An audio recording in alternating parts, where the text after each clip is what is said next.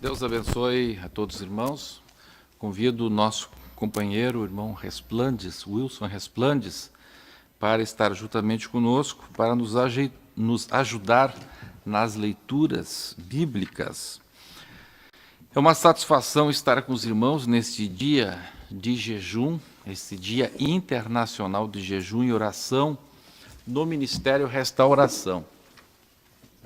Estamos, eu creio que grande parte dos irmãos que estão participando conosco, estamos ainda neste período de jejum, de clamor a Deus, e temos certeza, temos convicção que o Senhor já está ouvindo as orações da igreja, já está atendendo as orações e já está fazendo milagres. Eu vejo coisas simplesmente extraordinárias que estão acontecendo. Eu vejo que Deus está trabalhando de uma maneira que eu, sinceramente, não imaginava que o Senhor iria trabalhar. Eu vejo, por exemplo, nós fizemos um vídeo para convocar as igrejas do Ministério Restauração para este trabalho. Este vídeo, então, foi requisitado por um deputado de Brasília e acabou que esse vídeo foi lá para o gabinete do presidente Jair Bolsonaro e, de repente, irmão Resplandes, sem a gente imaginar, mais de 2 milhões de pessoas já assistiram este vídeo. Quase 150 mil pessoas compartilharam este vídeo. Então, isto é uma coisa simplesmente fantástica, né? É impressionante. A gente não espera e, de repente, as coisas acontecem. Então, veja, possivelmente o cálculo, 650 mil pessoas compartilharam, e este vídeo foi assistido por 2 milhões de pessoas, então o cálculo se faz é que mais ou menos 100 milhões de pessoas tiveram acesso a esse vídeo. E ali está o nome, Igreja Pentecostal Assembleia de Deus, Ministério da Restauração, ali está a gente falando. Então, de repente, sem a gente pagar nada, a gente tem uma propaganda né, essa grandeza, isso, né? E o mais impressionante, eu recebi um contato de analistas que me mandaram mensagens hoje, impressionados que dentro dessas redes sociais deste deputado, os vídeos, pelo menos no Twitter, o vídeo mais visualizado era o da nossa igreja, que lá foi separado. E o que tinha mais likes também era o da nossa igreja. E eles perguntaram como que isso acontece, né? Eu disse, olha, pergunta para Deus, só Deus para explicar um negócio desse, porque o nosso povo não tem essas redes sociais. Então, não é o nosso povo que está dando like ali. Não é o nosso povo que está visualizando. Então, eu estou falando isto porque isto vem a calhar com o que nós vamos estudar hoje. A soberania divina e o livre-arbítrio. Salmo 139, verso 17, que é o texto áureo dessa lição, diz: que preciosos para mim, ó Deus, são os teus pensamentos, e como é grande a soma deles. Vamos estudar então nessa lição como que podemos compatibilizar a ideia de livre-arbítrio com soberania de Deus. As pessoas que defendem a doutrina da predestinação dizem que é incompatível a doutrina da soberania com a doutrina do livre-arbítrio. Por quê? Porque eles dizem o seguinte: se existe o livre-arbítrio, então nem tudo que Deus quer ele pode fazer, porque ele vai depender da vontade humana. E se por outro lado existe a soberania divina, então o homem não tem livre-arbítrio, porque tudo que acontece é pela vontade de Deus, inclusive as decisões que o ser humano toma. Ora, mas se nós vamos ler a Bíblia Sagrada, nós vamos ver que na palavra de Deus, tanto existe a defesa do livre-arbítrio, quanto, em alguns casos, a Bíblia realmente fala que existe predestinação. A Bíblia fala que Deus realmente comanda todas as coisas e tudo está debaixo do controle de Deus. Então, como é que nós vamos compatibilizar uma coisa com outra? Existe o livre-arbítrio? Existe predestinação? Se existe livre-arbítrio, então Deus perdeu o controle? Ou se Deus não perdeu o controle, se tudo acontece pela vontade de Deus, então não pode existir livre-arbítrio. Mas nós vamos ver que existe tanto uma coisa quanto outra. Como é que funciona isto? Né? Como é que funciona isto? Isto justamente aquilo que Deus nos revelou, e estamos expondo aqui neste livro, a doutrina tripartite do destino humano, que além do controle de Deus, da soberania de Deus e além do livre-arbítrio, contempla uma outra verdade que a Bíblia Sagrada nos apresenta, que é a verdade da pré-formação. Então, a doutrina da pré-formação explica este paradoxo que parece existir entre livre-arbítrio e soberania divina. E nós vamos ver que, na verdade, não existe este paradoxo e não existe nenhuma contradição entre dizer que há livre-arbítrio e que Deus é soberano e que tudo está debaixo do controle de Deus. Então, irmão Resplante, não sei se... Será que eu fui claro para as pessoas entenderem isto? Será que eu estou sendo claro? Sim, sim, sim. O senhor acha que eu estou sendo claro? Sim, sim, está perfeitamente inteligível. Então tá bom. Então eu estou sendo claro. Muito bem. Então, a primeira coisa que nós temos que fazer distinção é entre soberania divina e escravização. Então, veja, o fato de Deus ser soberano não significa que Deus seja escravo, ou melhor, que Deus seja um escravizador. É aqui que está o grande problema dos que defendem a predestinação. É a questão da definição do que é soberania. O que é soberania de Deus?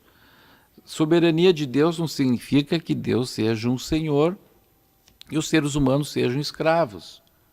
Não. O que significa a soberania de Deus? Nós fizemos aqui, demos aqui na revista, algumas ilustrações para que nós possamos fazer esta distinção entre uma coisa e outra. Imagine, irmão Resplantes, vamos imaginar o seguinte, vamos imaginar que a gente ponha 10 pessoas aqui na sala, certo?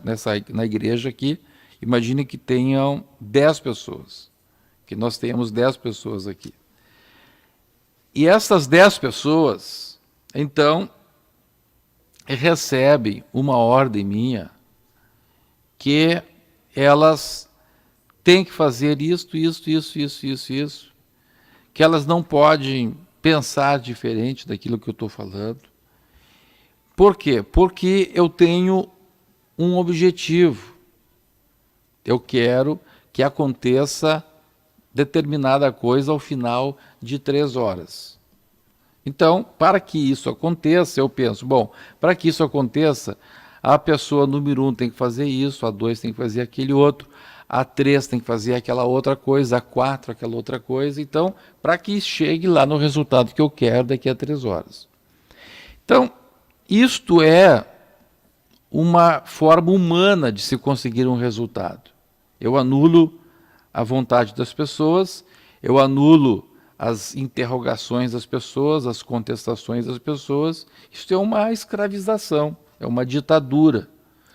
Né? Por que a China, por exemplo, funcionam as coisas? Porque lá existe uma ditadura. E as pessoas têm que fazer isso. Então, acaba funcionando, porque isto, numa ditadura, ninguém pode pensar diferente. Se pensa diferente, vai para a cadeia, ou vai para o paredão de fuzilamento, ou desaparece. Ou desapareceu fulano. Mas como desapareceu? Desapareceu, um disco voador aí. Né? Na verdade, foi preso pela polícia secreta e foi exterminado. Então, veja, isto seria escravização. Mas como é que funciona a soberania divina? Soberania divina funciona de forma diferente. Deus tem lá um resultado onde Ele quer chegar. Então, por exemplo, a palavra de Deus diz que o povo de Israel iria retornar à sua terra, iria restaurar o Estado de Israel. Isso aconteceu quando? O senhor se lembra?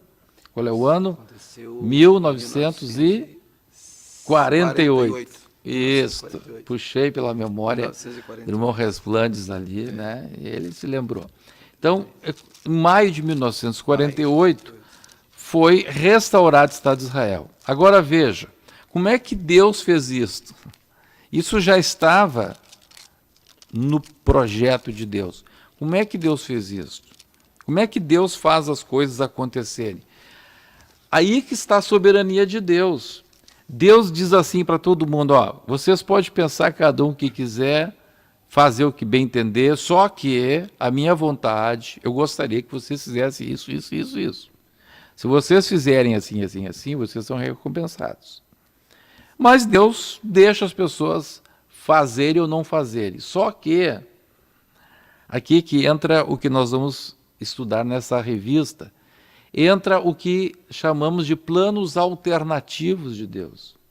Então Deus tem um plano principal, um plano ideal. Só que, se as pessoas não fizerem o que Deus quer que as pessoas façam, para que seja atingido o resultado divino, Deus tem outras maneiras de chegar no mesmo lugar. Consequentemente abençoadas, né? Se essas pessoas fizerem o que Deus quer, elas vão ser abençoadas. Mas se elas não fizerem, Deus não vai deixar de chegar onde Ele quer. Isto que é a soberania de Deus. Porque eu obrigar as pessoas a fazer o que eu quero, aí não precisa ser Deus. Um ditador consegue fazer isso. Um ditador consegue chegar a um resultado que ele gostaria de chegar, mesmo sem ser Deus. Agora, Deus não. Deus consegue chegar ao resultado onde Ele quer chegar, sem ser um ditador. Isto é soberania divina. Isto é a soberania divina. E é sobre isto que nós estamos falando, então. Como que Deus faz para compatibilizar, então, a sua soberania divina com o livre-arbítrio humano? Ele consegue chegar onde Ele quer chegar, Ele consegue fazer com que tudo aquilo que Ele diz na sua palavra se cumpra, mesmo sem ser um ditador. Ele, então, ele utiliza uma infinidade de combinações. Ou seja, se um não faz, Deus fala com o outro para fazer. Aquele outro não faz, Deus falou com o outro. E Deus fala com o outro, e vai falando, até que chega um que faz. Mas que vai acontecer aquilo, vai. O que Deus diz que vai acontecer, vai. Infelizmente, muitas vezes as pessoas perdem a oportunidade, né, de serem usados por Deus, serem um instrumento de Deus para aquela ação. Um irmão que disse assim para mim, um irmão me disse uma coisa muito interessante. Ele disse assim para mim, Pastor Humberto, cada vez que eu recebo uma oportunidade para fazer alguma coisa na obra de Deus, eu agarro com as duas mãos e com os dois pés. Por quê? Porque eu tenho que saber, ele dizendo para mim, eu tenho que saber que se eu não fizer, o único que perde sou eu. Porque o que Deus quer que aconteça, vai acontecer. Só que tem uma fila de 10 mil pessoas atrás de mim. Se eu perder a oportunidade, tem o segundo, e se o segundo perder, tem o terceiro. Então, eu sabendo que tem uma fila de gente atrás de mim, eu tenho que aproveitar a oportunidade. Paulo fala aos Colossenses, né? Aproveitar as oportunidades. Exatamente. Então, Paulo considerava isso um privilégio de servir a Deus. Então, tem gente que acha que é um fardo, um encargo. Ai, meu Deus do céu, eu tenho uma escala. Vamos ter que jejuar. Meu Deus do céu. Essa pessoa não imagina que Deus está olhando para ela e diz assim, olha aqui, ó, tu não quer, tem 10 mil atrás de ti. Deus é soberano. Aí que está a soberania de Deus. Então, dentro da ideia de predestinação, é como se Deus dependesse do homem. Então, como Deus dependesse do homem, então Deus não pode deixar o homem fazer a vontade dele. Não. Deus pode deixar o homem fazer a vontade dele. Tu faz o que tu bem quiser. Mas de um jeito ou do outro, aquilo que eu quero que aconteça lá na frente vai acontecer. Se tu não quer, eu já tenho um plano. Eu já tenho um plano alternativo para o Beltrano, para o Tetraclano, para o Ciclano. Então, meus irmãos, que bobagem é a pessoa achar que está fazendo muita coisa. Estou me esforçando, estou me quebrando aqui e não reconhece, irmão do céu. Se tu não quiseres, tem uma porção na fila. Gente que está dizendo, eis-me aqui, Senhor. Eis-me aqui, Senhor. Deixa eu ser usado por ti. Aleluia. Glória a Deus. Então, veja, eu não sei se vocês estão compreendendo, eu creio que sim, né? Está bem compreensível. Ou seja, mesmo que Deus permita que nós tenhamos o direito de dizer sim ou não para Ele, isso não influencia nada o propósito de Deus para aquilo que Ele disse na sua palavra que vai acontecer. Então, vamos a um exemplo. Vamos a um exemplo, já que eu falei em Israel, né?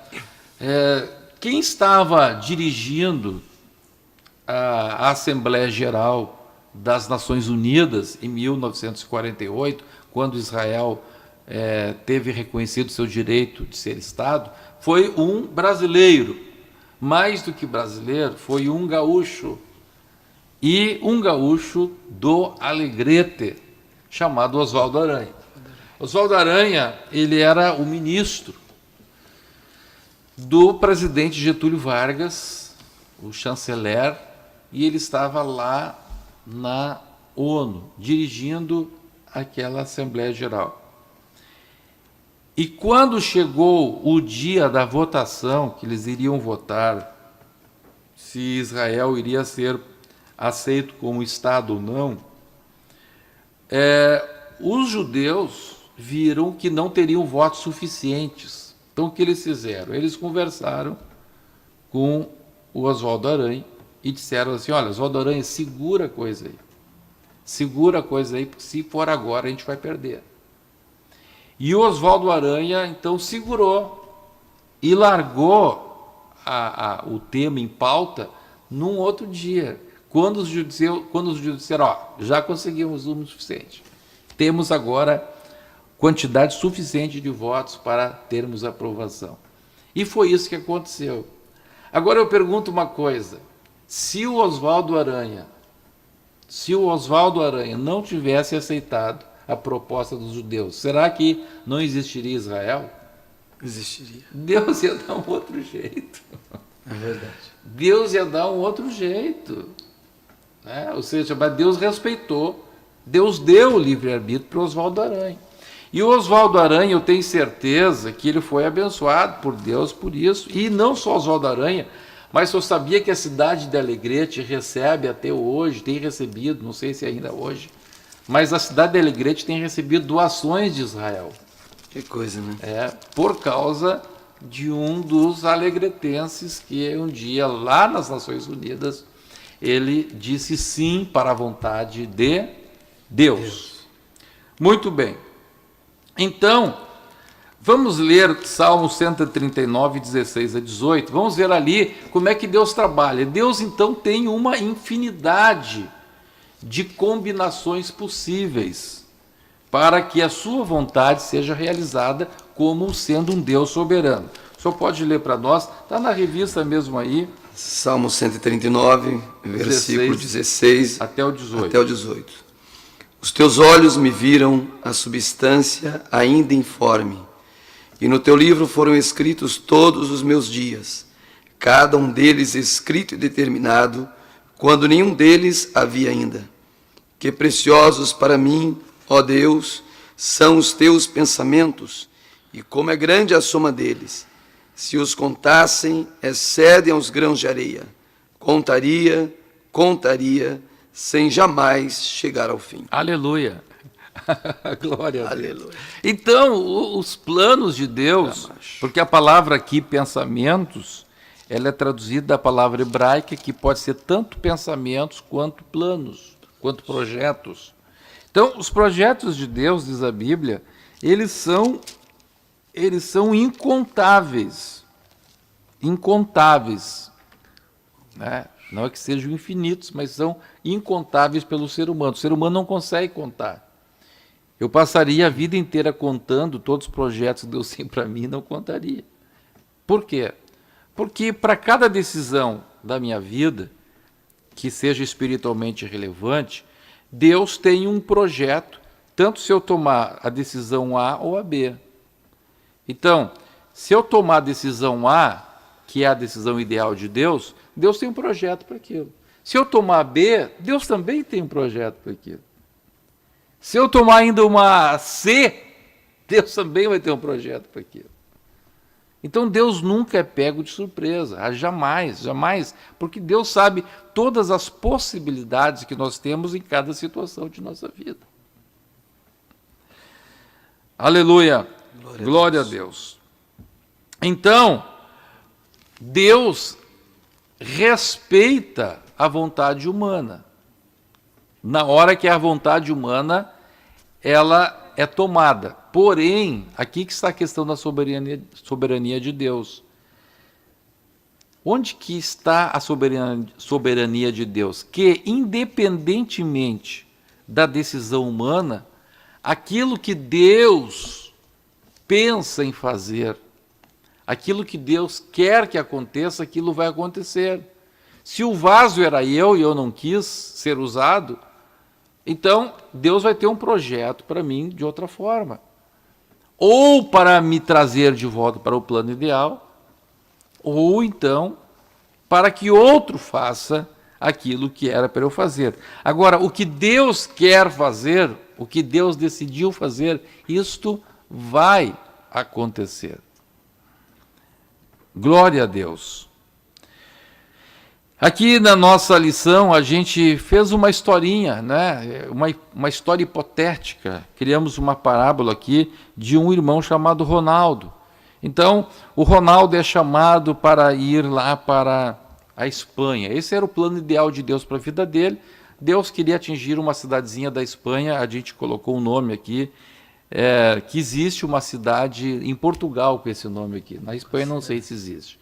Mas lá em Portugal existe uma cidade chamada Alcácer do Sal. Peguei esse nome aqui, né? Não sei se existe o Alcácer na Espanha.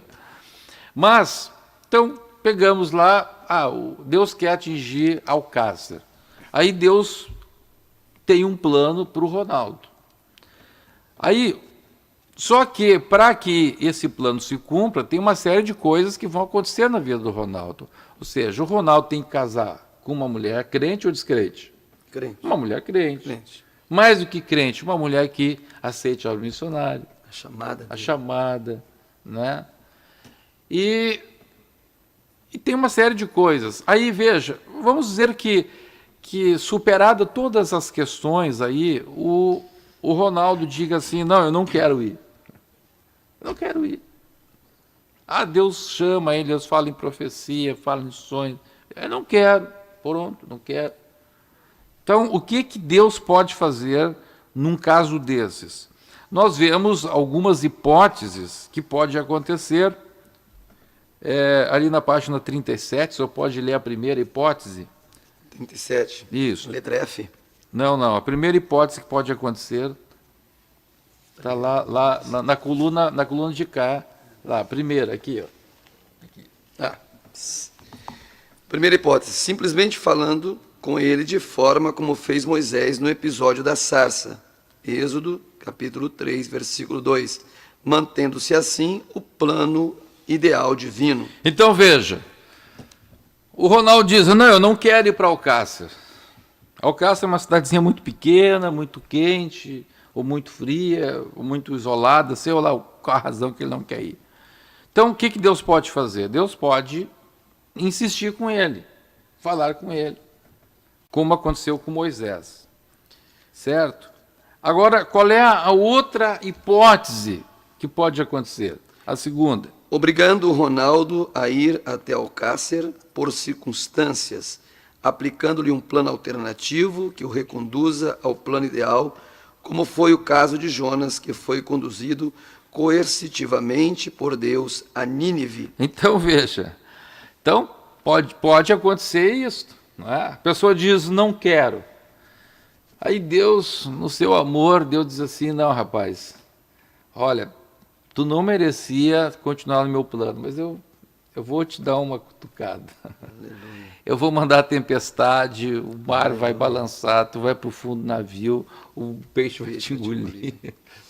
Olha o amor de Deus para com Jonas. Deus podia escolher outro? Podia. Podia. Mas Deus, eu não sei o que Jonas tinha, talvez Jonas tinha sido muito fiel até aquele momento, né?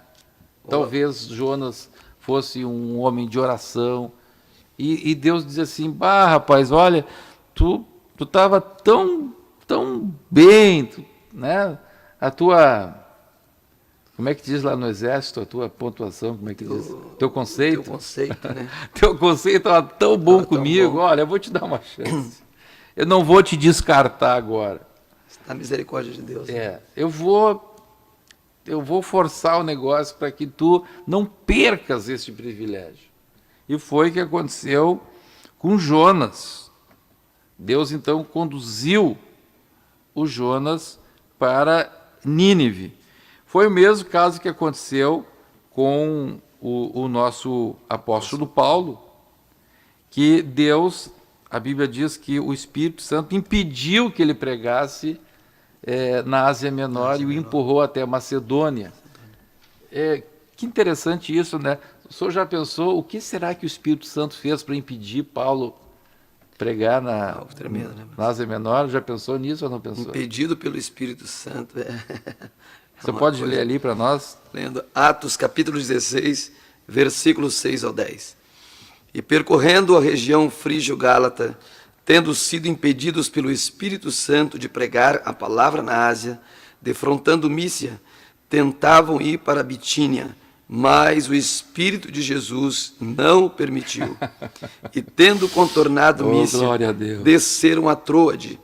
À noite, sobreveio a Paulo uma visão, na qual um varão macedônio estava em pé e lhe rogava, dizendo, passa a Macedônia e ajuda-nos.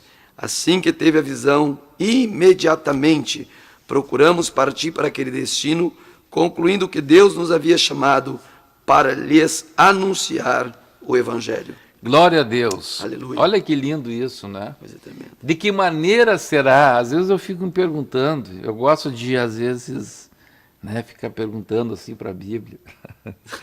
Que maneira será que o Espírito Santo levou Paulo a se sentir impedido de pregar? Porque imagina só, irmão Resplandes, Paulo, ele vivia para pregar, já pensou, ele não consegue pregar. Aquilo devia ser um incômodo para ele, mas era Deus empurrando ele para um projeto. Mas o Espírito de Jesus não o permitiu. Que coisa tremenda.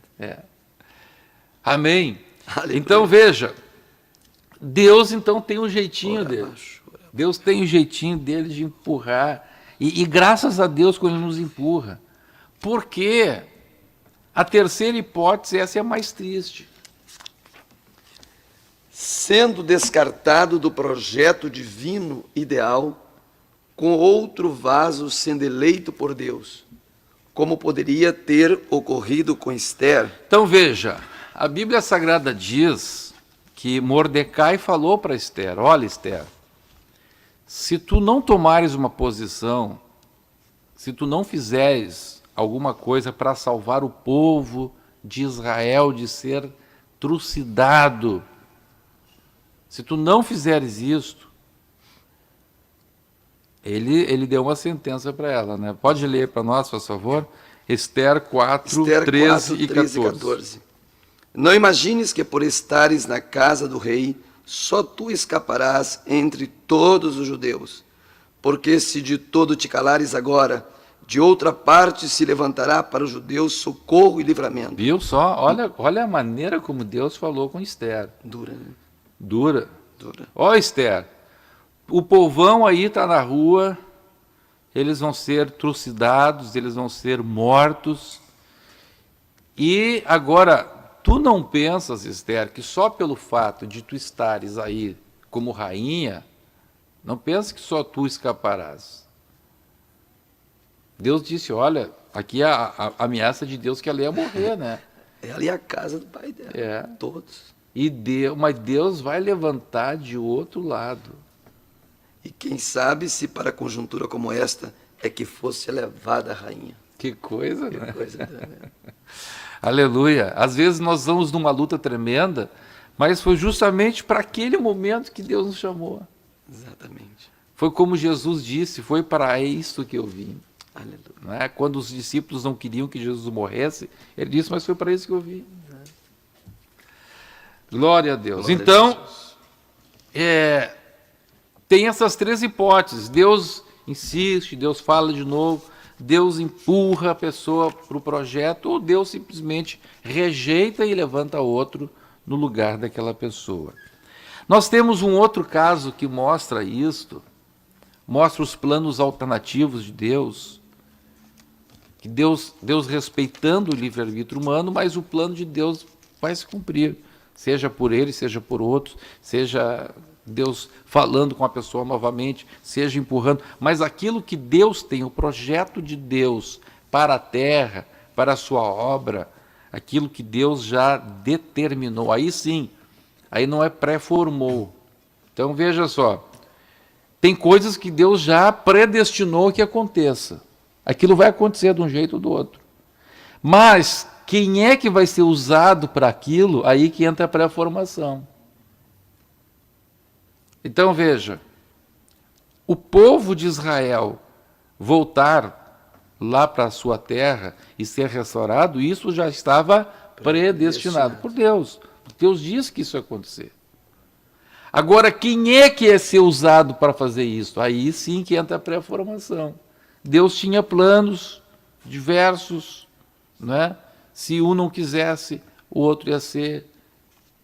Então, eu penso então, com certeza, quando o Oswaldo Aranha estava lá no ventre da sua mãe, Deus tinha pré-formado um plano para ele. Aleluia.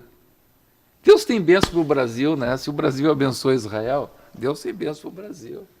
Muitas bênçãos. Deus, apesar de toda a idolatria, de todo...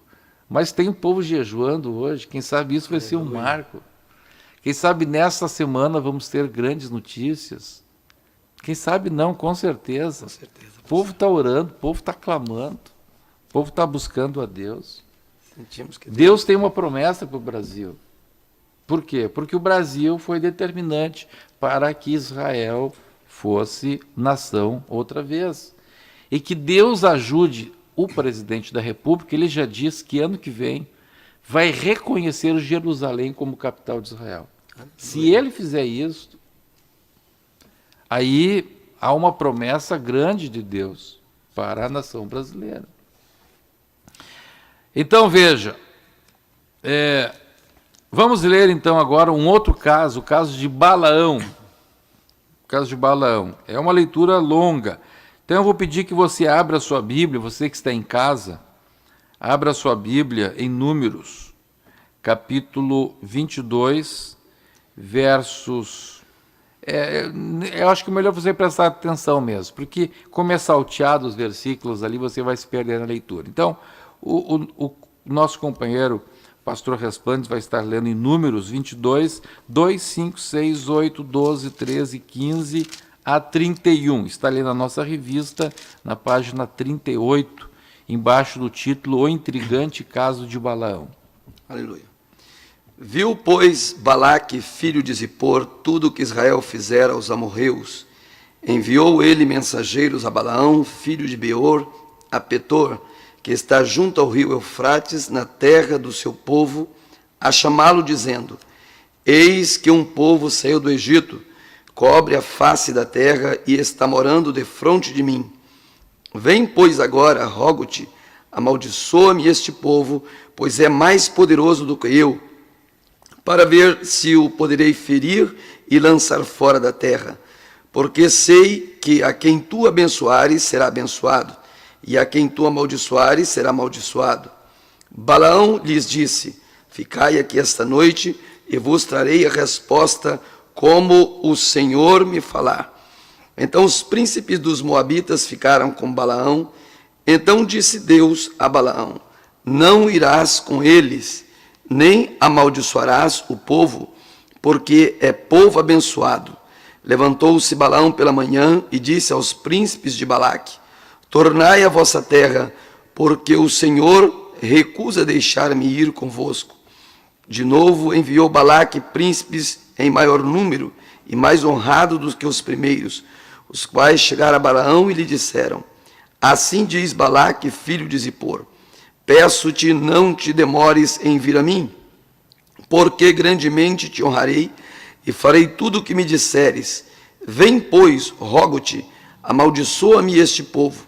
Respondeu Balaão aos filhos de Balaque: Ainda que Balaque me desse a sua casa cheia de prata e de ouro, eu não poderia traspassar o mandato do Senhor, meu Deus, para fazer coisa pequena ou grande. Agora, pois, rogo-vos que também fiqueis esta noite, para que eu saiba o que mais o Senhor me dirá. Veio, pois, o Senhor a Balaão de noite e disse-lhe: Se aqueles homens vierem chamar-te, levanta-te, vai com eles, todavia farás somente o que eu te disser. Então Balaão levantou-se pela manhã, abordou a sua jumenta e partiu com os príncipes de Moabe. Acendeu-se a ira de Deus, porque ele se foi, e o anjo do Senhor pôs-se-lhe no caminho por adversário. Ora, Balaão ia caminhando, montado na sua jumenta, e 2 dos seus servos com ele. Viu, pois, a jumenta o anjo do Senhor parado no caminho, com a sua espada desembainhada na mão, pelo que se desviou a jumenta do caminho, indo pelo campo. Então Balaão espancou a jumenta para fazê-la tornar ao caminho. Mas o anjo do Senhor pôs-se numa vereda entre as vinhas, havendo muro de um e de outro lado. Vendo, pois, a jumenta o anjo do Senhor, coseu-se contra o muro e comprimiu contra este o pé de Balaão. Por isso tornou a espancá-la. Então o anjo do Senhor passou adiante e pôs-se num lugar estreito, onde não havia caminho para desviar, nem para a direita, nem para a esquerda. Vendo a jumenta o anjo do Senhor, deixou-se cair debaixo de Balaão. Acendeu-se a ira de Balaão e espancou a jumenta com vara. Então o Senhor fez falar a jumenta, a qual disse a Balaão: Que te fiz eu, que me espancaste já 3 vezes? Respondeu Balaão à jumenta: Porque zombaste de mim, tivera eu uma espada na mão, e agora te mataria. Replicou a jumenta a Balaão: Porventura não sou a tua jumenta, em que toda a tua vida cavalgastes até hoje? Acaso tem sido o meu costume fazer assim contigo? Ele respondeu: Não. Então o Senhor abriu os olhos a Balaão. Ele viu o anjo do Senhor que estava no caminho com a sua espada desembainhada na mão, pelo que inclinou a cabeça e prostrou-se com o rosto em terra. Aleluia. Amém. Glória a Deus. Veja só uma coisa. Irmão Resplandes, te fazer uma pergunta. Aleluia. Quando os mensageiros de Balaque chegaram para Balaão na primeira vez, Balaque ofereceu alguma coisa para Balaão. O que Balaão disse na primeira vez? Que Deus não queria que ele fosse. Ponto. Deus não queria que ele fosse. Acabou. Só que, na segunda vez, o que eles fizeram? Eles trouxeram mais dinheiro, trouxeram mais promessas. Aí, O que é que o Balaão deveria dizer? Deus não quer que eu vá. Pronto, Deus já tinha falado. Acabou o assunto. Deus não quer que eu faça isso. O que Sadraque, Mesaque e Abed-nego disseram para o rei quando o rei lhes propôs que adorasse a estátua? Quanto àquilo que tu nos pede, tu já sabe a nossa resposta. De modo algum nos curvaremos. Né? E o que eles disseram? Nem iremos te falar. Não tem conversa, não tem assunto. Né? Não tem assunto. Eles disseram, não é necessário que te respondamos. Né? Eles usaram essa expressão. Não tem, isso não está na mesa para discutir. Desobedecer a Deus não está na mesa. Quando chega o diabo com uma proposta para a gente, chega alguém de outra igreja, chega alguém lá, olha, irmão, vem para a minha igreja, tu vai ser pastor. Só que lá é assim, lá a coisa... isso não está em discussão. Desobedecer a Deus não está em discussão. Mas eu te ofereço 1 milhão. Não está em discussão. Mas quando o Balaão ouviu os camaradas dizendo, olha... aí, né? O que o Balaque disse? O Balaque disse assim: ainda que Balaque me desse a sua casa cheia de prata e de ouro, eu não poderia traspassar o mandado do Senhor meu Deus para fazer coisa pequena ou grande. Ponto e vírgula. Agora, pois, rogo-vos que também aqui fiqueis esta noite para que eu saiba o que mais o Senhor me dirá. Primeiro ele fez todo aquele, né? No tempo que eu era guri, dizia assim, fez aquele grau, né? Aquele grau. Não sei como é que a juventude fala hoje, né? Tem essa expressão grau ainda? Não tem, né? Mais, né? No tempo que eu era guri, eu dizia fazer um grau. Tá fazendo grau, né? Então ele fez aquele grau, né? Chamava balaca também, né? Balaca, balaquento. Cheio de balaca. E eu acho que isso é por causa do balaque, né? Do balão, daí que surgiu a balaca. Por isso. Cheio de balaca. Ai, Deus, meu, que coisa terrível, né? E aí ele disse, vou falar com Deus, tal. Aí danado, queria recurso. Aí, o que Deus disse para ele? Disse assim, vai! Vai! Aí entrou o plano ideal ou o plano alternativo? Plano alternativo. Plano alternativo. Então, muitas vezes tem gente que faz uns absurdos e diz assim, Deus mandou ir. Mas, de repente, até mandou mesmo, como aconteceu com o Balaão. Escute, irmão. Tem pessoas que pregam uma coisa, né? E depois fazem outra diferente. Diz, Deus me mandou, Deus falou comigo. Deus, irmão, tem uma palavra só. Então, se Deus falou, se Deus ensinou, se está na palavra dele o que nós temos que fazer, se você rejeitar a palavra, e aí que está o problema, e Deus se anojar contigo, aí, meu irmão, Deus até pode te mandar. Porque quem é que mandou, eu lhe faço uma pergunta, quem é que mandou Judas fazer o que ele tinha que fazer e depressa? O próprio Jesus. O próprio Jesus. O próprio Jesus. Tu tens que fazer. Faz depressa. Faz depressa. Mas por quê? Quanto tempo que ele vinha com Jesus só enganando, traindo Jesus? Quanto tempo ali do lado do mestre, até roubava de Jesus. Chegou uma hora que Jesus se tapou de nojo. Disse assim, vai, faz de uma vez. Tinha chegado aquele momento. Tu é o vaso de ira, vai e faz de uma vez esse negócio. Então foi o que aconteceu com Balaão. E muita gente diz assim, mas como é que Deus tirou? Se o próprio Deus que disse para Balaque, para Balaão, vai lá, vai com eles. Porque aquele não era o plano ideal. O plano ideal Deus já tinha revelado. Irmão Resplandes, será que Deus precisa falar 2 vezes para a gente ouvir? Não, pastor, ele não é homem para que minta, né? Filho Para que se arrependa. tem gente que Está escrito na Bíblia aqui. O Senhor não Está muda, escrito na palavra. Está escrito, ó, não faz isso, não faz isso, anda desse jeito, o cabelo tem que ser assim, a roupa tem que ser assim, a língua tem que ser assim, as ações têm que ser assim, e a vida de oração tem que ser assim, as vestes têm que ser assim.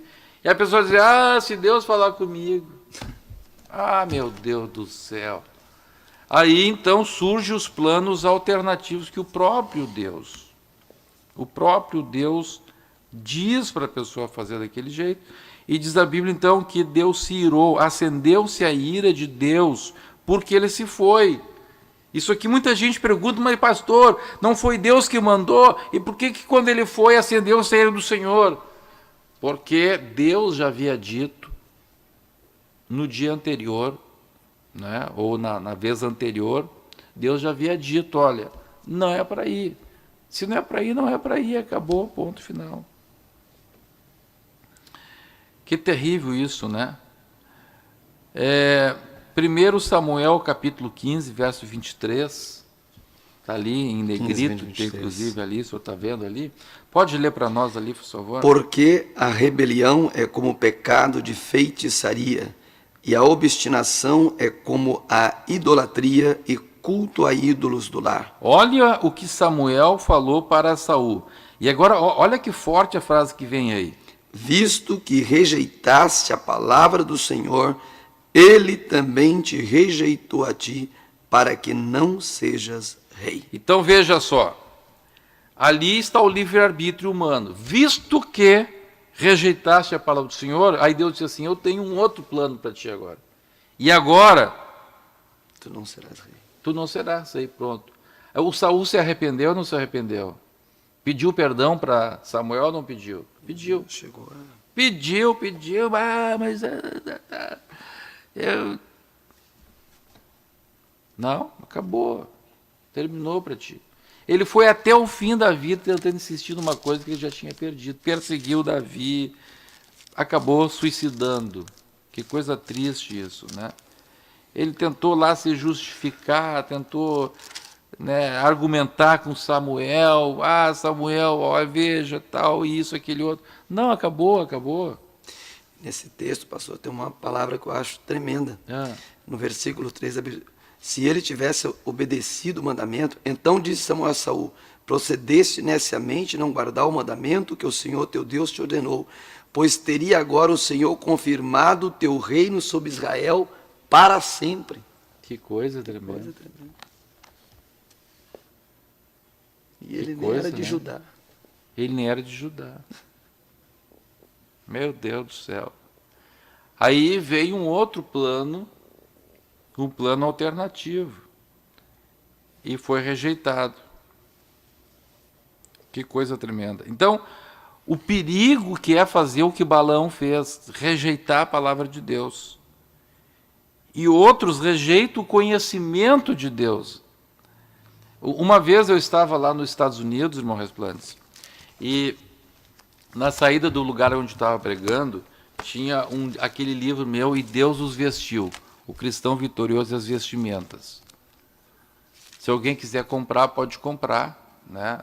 Tem na Ramo da Videira. Então, o livro lá, O Cristão Vitorioso e as Vestimentas, lá tinha aquele livro, e uma mulher chegou e disse assim para mim, ui, pastor, eu nem vou ler esse livro, porque se eu ler esse livro, fico sabendo como é que Deus quer minhas vestimentas, aí eu vou para o inferno. Então, veja, ela não queria o conhecimento de Deus. O que a Bíblia fala sobre os que rejeitam o conhecimento de Deus? Romanos 1, 25 e 28. Pode ler para nós? Pois eles mudaram a verdade de Deus em mentira, adorando e servindo a criatura em lugar do Criador, o qual é bendito eternamente. Amém. E por haverem desprezado o conhecimento de Deus, o próprio Deus os entregou a uma disposição mental reprovável para praticarem coisas inconvenientes. Então, quem é que entrega a pessoa a uma disposição mental reprovável? O próprio Deus. O próprio Deus. Deus estabelece, então, um plano alternativo de destruição. O próprio Deus. Aleluia. O próprio Deus. Agora veja, Qual é a atitude que nós temos que tomar, então? É aquela que está no Salmo 62 e o verso 11. Que está lá? O que está lá? Uma vez falou Deus, Uma vez falou Deus. 2 vezes ouvi isto, 2 vezes ouvi isso. que o poder pertence a Deus. Aleluia. Aleluia. Então, quando Deus fala uma vez, a gente tem que ouvir quantas? 2. A gente tem que ouvir Deus falar e o eco depois 2 voltando, ouvidos, ou né? 2 ouvidos, eu não sei, né? Mas tem gente que Deus precisa falar 2 para ele ouvir uma. Tem gente que Deus precisa falar 10 vezes para ele ouvir uma vez. Ai. O senhor tem filhos, né? 3 filhos. Talvez tenha diferença de um para outro, né? Um filho, quem sabe, o senhor fala uma vez, pronto. Outro tem que falar 2. Outro tem que falar 3. Às vezes acontece isso, né? Mais vezes. Então, que tipo de filho você é para Deus? Quantas vezes Deus precisa falar para você ouvir? Balaão era daqueles que tinha que falar umas quantas vezes para ele ouvir. Aí Deus se irritou com ele. Então vai. Mas Deus se irou com ele. Muito bem, vamos lá para a página 40 da nossa revista. Ali fala, então, de outros exemplos bíblicos de planos alternativos. Então, temos primeiro o caso de Israel em Cádiz Barneia. Nós vamos estudar isto na lição, acho que na lição 7. Vai ter uma lição para dissecar bem esse caso de Cádiz Barneia.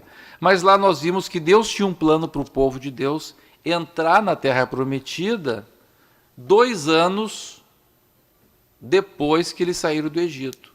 2 anos, 2 meses e 20 dias. Deus disse, chegou a hora, vamos embora, vamos invadir a Terra Prometida, eu dei a terra para vocês. Mas eles rejeitaram.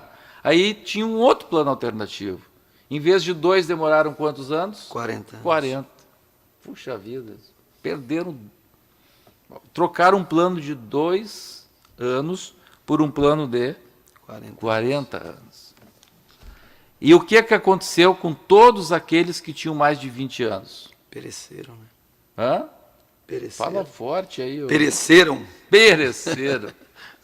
Morreram por não crerem. Que coisa, irmão. Olha o perigo que é a gente não levar a sério quando Deus fala. Aleluia. Olha, o perigo é tão sério. Hoje, como nós estávamos todos em jejum lá em casa, nós, então, procuramos fazer como o povo de Israel fez no tempo de Neemias. Então, dividimos lá em oração, palavra, e nós estudamos o livro de 1 Tessalonicenses. Estudamos todo o livro. E eu fiquei impressionado com um negócio que está escrito em 1 Tessalonicenses. Vou fazer uma pergunta para vocês aqui. A vinda de Jesus vai ser de surpresa ou não vai? Normalmente, perguntar para os técnicos, normalmente, o que a gente ouve? A vinda de Jesus vai ser de surpresa ou não vai? Vai. Pois é, mas a Bíblia diz que não.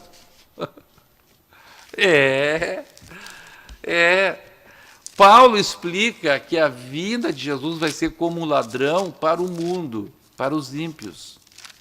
Mas para os crentes fiéis, ele diz, né, claramente isso. 1 Tessalonicenses, capítulo 4. Vamos lá ver. Até vamos fugir um pouquinho desse assunto aqui, né? E vamos lá para 1 Tessalonicenses. Olha só, cada coisa que quando a gente estuda a Bíblia devagarzinho, assim, a gente vai aprendendo. Então, olha o que diz aqui. Tal. Verso 4. 5 e 4. O que está escrito aí? 5 e 4. 5 e 4. Mas vós, irmãos... Tá, vamos ver. Primeiro leu 2. Pois vós mesmos estáis inteirados com precisão de que o dia do Senhor vem como ladrão de noite. Veja, o dia do Senhor vem como ladrão de noite. Tá? Agora diz o 4. Vê o 4. Mas vós, irmãos, não estáis em trevas, para que esse dia, como ladrão, vos apanhe de surpresa. Olha, que coisa tremenda isso. O que Deus está dizendo? O que o Senhor está dizendo aqui? Que aquela palavra que Jesus falou que vem como ladrão é para os ímpios. Então, veja, imagine que o Senhor está numa casa. Para nós vai ser perceptível. Tá? Imagine que o Senhor está numa casa, tá? Tudo escuro. Aqueles lugares lá que não tem energia elétrica, tudo escuro. O ladrão consegue chegar de surpresa na casa, sem o senhor ver o ladrão chegando? Consegue. Agora imagine que na sua casa tem uns holofotes assim, aquela luz assim, aquele... O ladrão consegue chegar de surpresa? Não. É o que Deus está dizendo aqui. Coisa tremenda. Que coisa, né? Verso 5. Porquanto vós todos sois filhos da luz e filhos do dia, nós não somos da noite, nem das trevas. 5. É 6 agora. Assim, pois, não durmamos como os demais. Pelo contrário, vigiemos e sejamos sóbrios. Então, isso aqui liga lá com a parábola das virgens. Quem está dormindo não vai se dar conta que o Senhor está chegando. Ou seja, ele está vendo os sinais. Aqui a Bíblia mostra o seguinte: quem for fiel a Deus, quem dá crédito para a palavra, não vai ser pego de surpresa na vinda de Jesus. Aleluia. Não é lindo isso?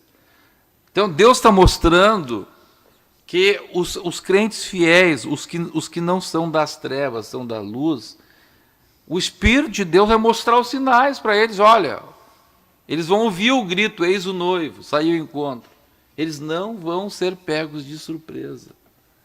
Agora, quem não dá crédito para a palavra, irmão, está vendo os sinais e ele está dizendo, isso é bobagem, isso aí vai mais uns 10 anos, uns 20 anos. Então, vão ser pegos de surpresa.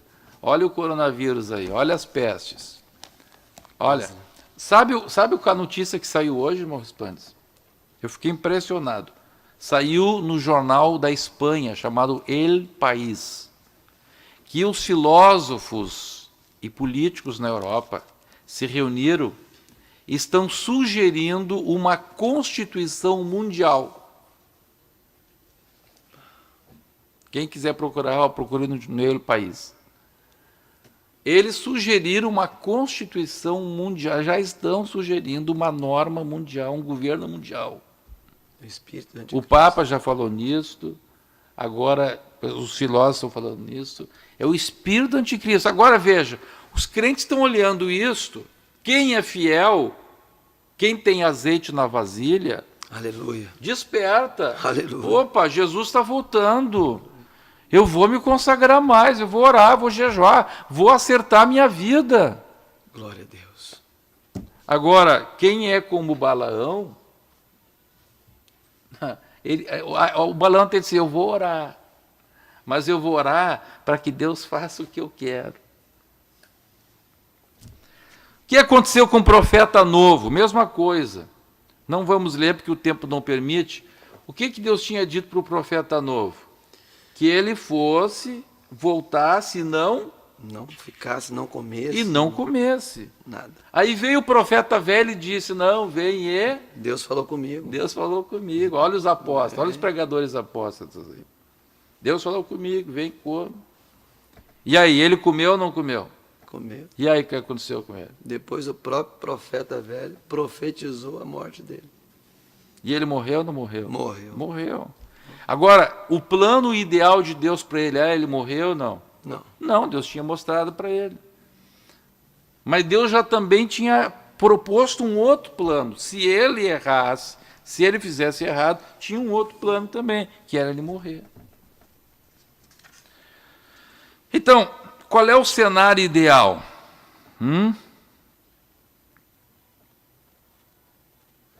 Qual é o cenário ideal? Antes vamos ler ali Mateus 23, 15. Por que Deus fala sobre o profeta velho Mateus 23:15. Por que Deus fala sobre o profeta velho e o profeta novo, lá no Antigo Testamento? O que Ele está querendo mostrar para nós hoje, aqui, no tempo da igreja? Mateus 23:15. Ai de vós, escribas e fariseus, hipócritas, porque rodeais o mar e a terra para fazer um prosélito. O que é um prosélito? Era um gentil convertido. É um novo convertido. Né? E uma vez feito, o tornais filho do inferno 2 vezes mais do que vós. Que coisa tremenda. Foi o que aconteceu com o profeta velho. Ele tornou o profeta novo mais condenável do que ele. 2 vezes. Porque ele ficou vivo. E o coitado morreu. Então veja, esses pastores aí que pregam o evangelho errado, muitas vezes eles continuam vivos. E as pessoas que estão pregando estão morrendo indo para o inferno. Ficam mais condenáveis do que ele. Continuam fazendo vítimas. Misericórdia, continuam fazendo vítimas. O cenário ideal. Então, qual é o cenário ideal? É quando coincide o projeto divino e o livre-arbítrio humano. Então, quando a vontade de Deus é uma, o plano ideal de Deus é esse, e você, com seu livre-arbítrio, você decide também fazer isso aqui, aleluia, é a glória, é a maravilha. Aleluia. Por isso Jesus disse, se alguém quiser vir após mim, negue-se a si mesmo. Dia a dia tome a sua... E siga-me. A sua... Cruz. E siga-me. E siga-me. Glória a Deus. Muito bem. Então, agora, pastor Raspani, surge a pergunta aqui. Né? Lá diz o seguinte, imagine que você quer fazer a vontade de Deus, mas se levante um carnal, se atravessa na sua frente. Como é que acontece? A gente tem um exemplo disso na história de Davi e Saul. O Saul se atravessou de tudo que é jeito. Adiantou alguma coisa ou não? Nada. Por quê? Porque Davi estava no centro da vontade de Deus. E agora veja, mas muitas vezes se apresentou fendas ali. Uma das vezes, por exemplo, foi quando o Abisai estava do lado do Davi, e o Abisai dizia assim para o Davi, mata o Saul, mata, deixa que eu mato, deixa. Não precisa matar, não precisa, deixa comigo. Aí o Davi disse assim, não, longe de mim tocar no ungido de Deus. Quem tem unção, respeita a unção do seu companheiro. Então veja, este homem, Davi, ele conseguiu se sujeitar a Deus de tal forma que mesmo a ação do homem carnal não lhe tirou fora do plano de Deus. Agora, se Davi entrasse na carne também, aí ele estaria fora do projeto. Ele saía fora também. Né? O Abissai chegou a dizer, né? O Senhor entregou nas tuas mãos. Usou o nome de Deus, né? Deus entregou nas tuas mãos, aí vai lá, mata. Não, isso eu não faço. Então, quando a gente se sujeita à vontade de Deus, nós falamos ali de 2 grandes consequências. Na página 42, ali no item 3, diz a sujeição de Deus e as suas poderosas consequências. Então, vimos que a consequência da sujeição é tão poderosa que, letra A, irmão, afasta a oposição do maligno do caminho do crente. Oh, glória a Deus. Tiago 4:7. Que diz Tiago 4:7? Sujeitai-vos a Deus. Resistir ao diabo. E ele fugirá de vós. Oh, aleluia. Aleluia. Glória a Deus. E em segundo lugar, pode falar. Dá autoridade ao crente para ordenar que a vontade de Deus se cumpra no seu entorno. Nós vemos lá em Mateus capítulo 6, verso 10, que está escrito lá. Venha o teu reino, então veja, Jesus ordenou que a gente orasse assim. Primeiro, venha o teu reino. Então venha, eu estou pedindo que alguma coisa, né, venha para mim. Venha o teu reino. Venha o teu reino. Então, quando você se sujeita ao reinado do Senhor Jesus Cristo, ao reinado de Deus, aí então você recebe autoridade para, e depois que diz, faça-se a tua vontade. aí faça-se para lá. Para lá. Aleluia. Quando você pede o reino para cá, você pode ordenar a vontade para lá. Agora tem gente, pastor Resplantes, que só quer a vontade de Deus, que os outros façam a vontade de Deus. São críticos, gostam de apontar o erro dos demais. Né?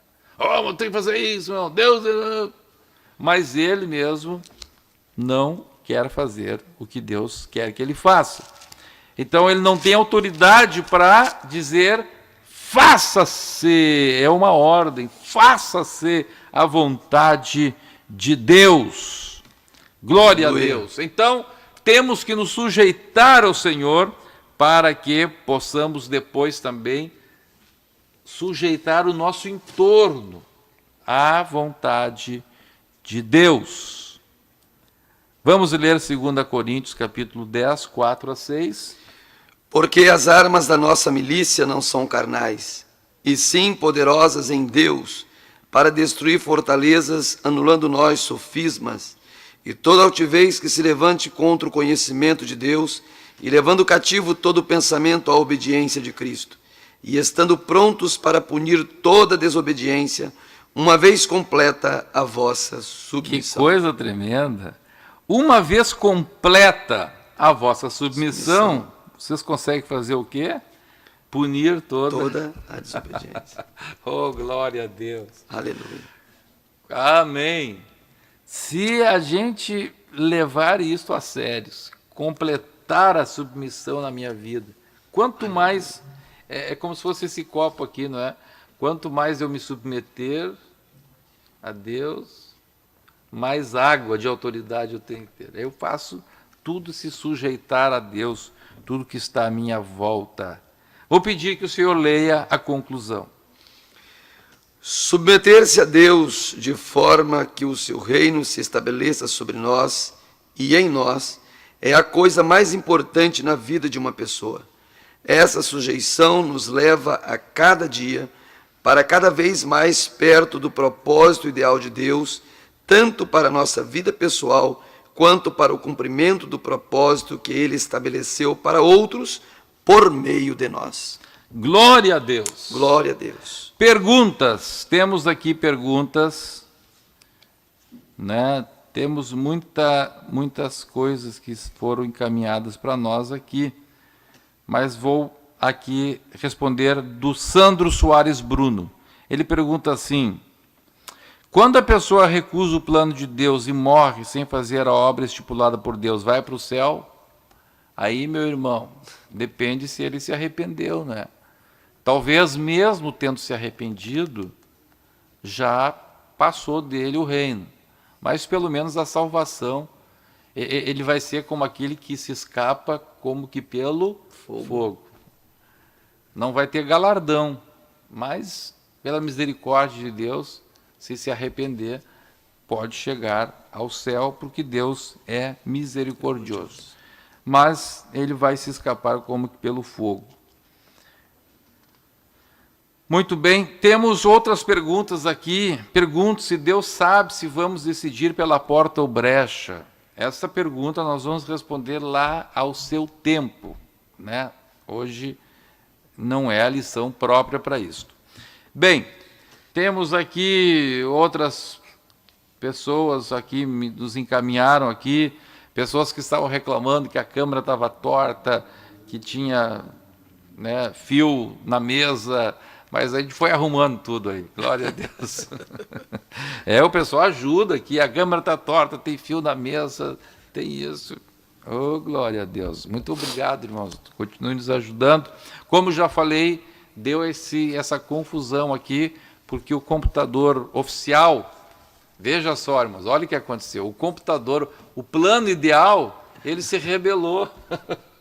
5 minutos antes se rebelou. Aí pegamos o velhinho ali, o coitadinho, né? Aí tacamos ele no fogo lá, viu, foi rejeitado o computador novo, bonitão, forte, lá ficou só rodeando lá e misericórdia. Mas glória a Deus, está chegando aí a escola infantil, a escola bíblica infantil, continua a mesma oficial, isso. Eles só vão dar um intervalinho aí para arrumar o cenário e já começo aí. Eu acho que com eles não vai ter interrupção, toda essa luta que a gente teve aí. Voltou o computador novo, ele se converteu, voltou, aceitou o plano Dell de novo. Deus teve misericórdia do computador novo e vamos ter o computador novo, então, aí com as crianças. Olha só, muita gente de muitos países, Portugal, Estados Unidos, Argentina, Uruguai, Paraguai, Chile, muitas cidades do Rio Grande do Sul, dezenas, Santa Catarina, também muitas cidades de Santa Catarina, Goiás, Bahia, Rio de Janeiro, São Paulo, Rondônia. Que Deus abençoe a todos os nossos irmãos. Pastor Resplandes fazendo a oração final e logo em seguida, só um intervalinho para arrumar o cenário e já começa a nossa escola infantil. Senhor nosso Deus e Pai que está nos céus, diante dessa escola maravilhosa, Senhor, de os ensinamentos que aqui foram ministrados, Pai Santo, toma a vida de cada um dos espectadores, Senhor, sê com cada um dos nossos irmãos, desperta cada vez mais o desejo pelo conhecimento da Tua palavra, Senhor, pela preciosa palavra que nos é dada. Nós te agradecemos, Senhor, porque a Tua presença se faz notória neste lugar.